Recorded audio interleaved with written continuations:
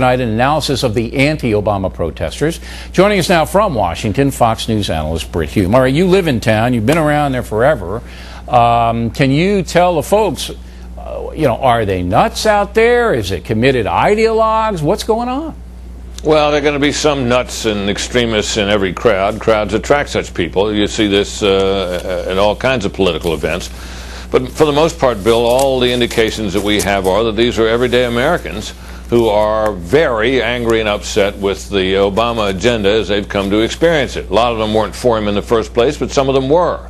And it is a further sign, Bill, that something else you talked about, which is that the intensity and passion on this issue rests most heavily with the opposition. And in political terms, that's very important because an impassioned minority will often overcome a less passionate majority and can be, for long periods of time, the controlling factor on an issue.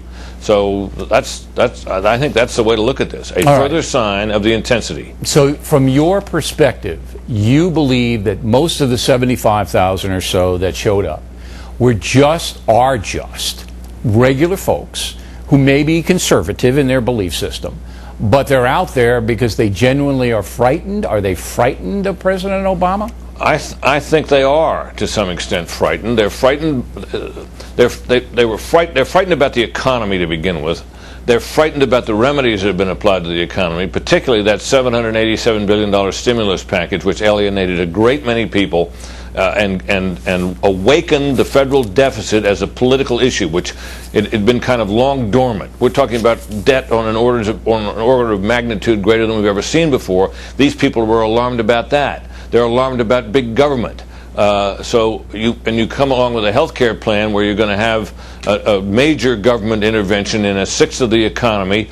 You certainly expect the same people to turn out and to resist it, and they have, and they did. All right. Is there any troubling aspect to the fact that overwhelmingly the crowd was white, middle class, working class? Very few blacks, very few Hispanics that I saw. Is that a factor? Is it troubling? Is the nation becoming more polarized?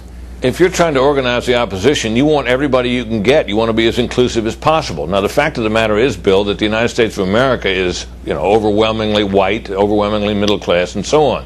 But, if you could attract people from the minority community, Hispanics, African Americans, and the rest, obviously you'd like to do that.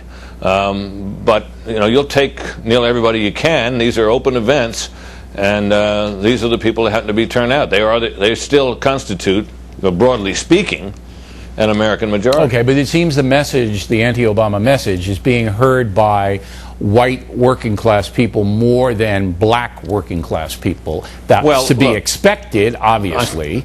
But Hispanics, I didn't see a big presence there. But again, I wasn't there. I'm just a little worried about this, and we're going to deal with it later on. Bernie Goldberg is going to deal with it, because a lot of the liberal pundits are now slapping the R word on the whole thing. But I have one other media question for you before I let you go. Yep.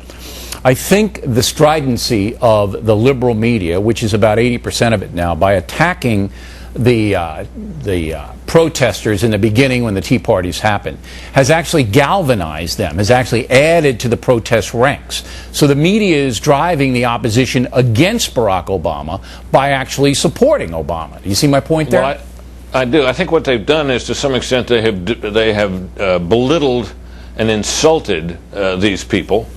These latest charges that there's racism tinging this, I think will drive that even further, and I think that infuriates a lot of people who are part of this. And I don't think it'll do a thing to help get people to support the Obama agenda. I think it has, as you suggest, the opposite effect. Yeah, it's a backlash now, and independent voters are going, wait a minute, I'm seeing some of my friends and neighbors out there. I don't want them called racists or other names by the liberal media, so I might sign up too. I think that's what's going on. I'll give you the last word on it, Britt. Well, you put your finger on the critical factor here. If you're going to watch any one thing in all this, watch independents. They are the real swing vote in America. I don't care what other minority groups or what other groups you can pull together. If you've lost conservatives and independents, you've lost on the issue, and you may have lost in the upcoming races. All right.